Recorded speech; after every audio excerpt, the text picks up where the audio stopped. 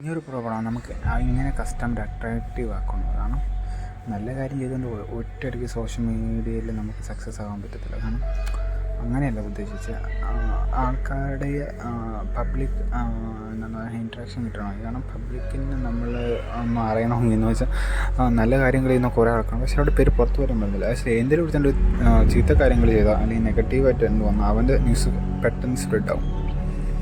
അതേപോലെയാണ് എന്ന് വെച്ചാൽ ബിസിനസ്സിൽ അതൊരു എന്താ പറഞ്ഞാൽ അതൊരു ഐഡിയ ആണ്. ഓക്കെ, നെഗറ്റീവായിട്ട് ഐഡിയ ന്യൂസ് കൂടുതൽ പോസിറ്റീവ് ആക്കണം. അതുപോലെ നമ്മൾ കുറേ ന്യൂസ് കണ്ടിട്ടുണ്ട്. കുറേ കാരണം അറിയാത്ത ബ്രാൻഡിൻ്റെ പേര് വരെ നമ്മളവിടെ പൊങ്ങി വന്നിട്ടുണ്ട്. കാരണം അവർക്ക് അവിടെ ഒരു പേരിൽ അവർ തന്നെ ഒരു കേസ് ഉണ്ടാക്കും, തിരിച്ചവർ അത് റൈറ്റ് ആക്കി കൊടുക്കണം. കാരണം ന്യൂസ് എത്ര വരുമോ അത്രയ്ക്ക് പബ്ലിസിറ്റി കിട്ടും. ആ കാര്യം നമ്മൾ ഓർക്കണം. കാരണം ചിലത് നമ്മൾ പീപ്പിളെ അട്രാക്ഷൻ ചെയ്യാൻ നമുക്ക് അങ്ങനെ ഒരു ഓപ്ഷനുള്ളൂ.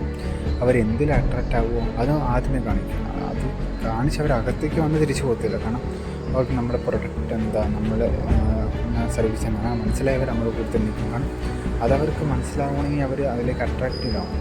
അപ്പോൾ ഇറ്റ് മീൻസ് ഫസ്റ്റ് നമ്മളെ കസ്റ്റമർ അട്രാക്റ്റീവ് ആവാനുള്ള എന്തെങ്കിലും ചെയ്യാൻ നോക്കാം. അവർ അട്രാക്റ്റീവ് ആകാനുള്ള ഒറ്റ ഓപ്ഷനാണ് നമുക്കത് എല്ലാവരും